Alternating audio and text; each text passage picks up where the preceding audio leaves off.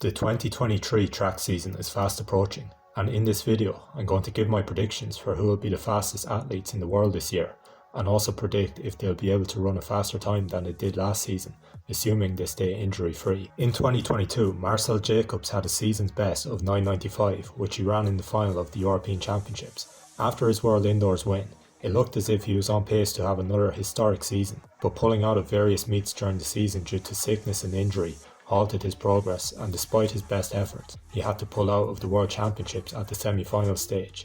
I predict that he'll run faster this year than he did last year, and expect him to drop a time in the mid to high 9.8s.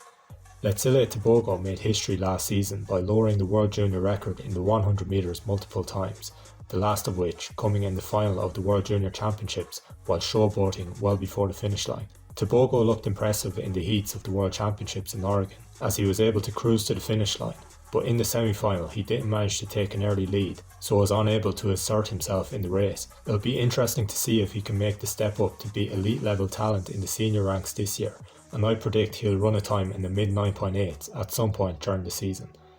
Coleman had a disappointing return to the track last year, given that his season's best of 9.87 was quite a bit away from his personal best of 9.76, and he failed to win a medal in the World Championships, finishing 6th in the final. His form towards the end of his races last season was poor, which leaves room for improvement, but assuming that he comes back sharper this year with a season of competing under his belt, I expect him to run marginally faster this year, perhaps hitting a time in the mid 9.8s. 2022 was a breakout year for Oblique Seville. On his first occasion running under 10 seconds, he clocked a time of 9.86, which was a remarkable feat. He finished 4th in the World Championships final, and may feel as though he underperformed since he ran slower in the final than he did in the heats and semis. Given that Seville is currently just 21 and has Glenn Mills as his coach, I think he's in a great position to lower his personal best again this season, and I predict he'll run a time that might be as fast as 9.81. I think Seville will have a great chance of winning a medal in Budapest, assuming he stays healthy. Marvin Bracy has hit season's best times of 9.85 in the past 2 seasons, and finished second at both US champs and world champs in 2022.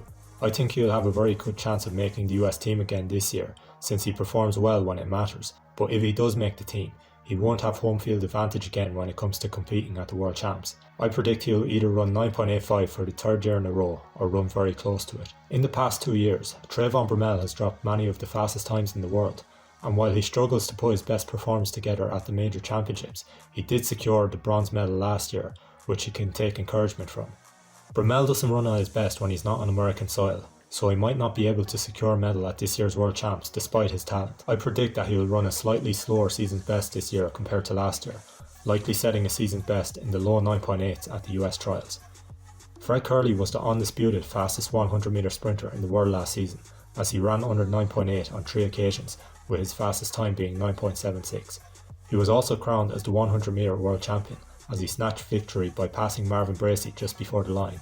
All of his fastest times came on Oregon's track, and I believe he has the potential to run 9.7 again this season, but I'm going to predict that he won't lower his personal best again this year, although I'd be happy to see it if he did.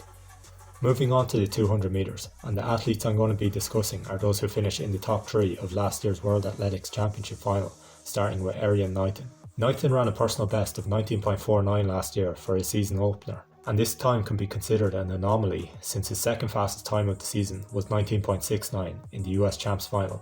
He finished 3rd in the World Champs final with 19.80, and I'm hoping that he can show further improvement by consistently running times in the 9.6 range, but my prediction is that he won't run a time that lowers his personal best this season. The next athlete I'm going to highlight is the silver medalist Kenny Bednarek. Bednarek had a difficult season in 2022 due to injury, but he still put his best performances together when it mattered most by making it onto the US team and finishing 2nd in the World Champs final in a time of 19.77, which was his fastest race of the season. This year I expect him to run faster, assuming his injury troubles are behind him, and I wouldn't be surprised to see him lower his personal best of 19.68, which he set in the final of the Tokyo Olympics. The final athlete I'll be making a prediction on in this video is Noah Lyles. Lyles has set the world leading time in the 200 metres for the last 5 seasons, and I expect him to do the same this season and defend his World Championship title in Budapest.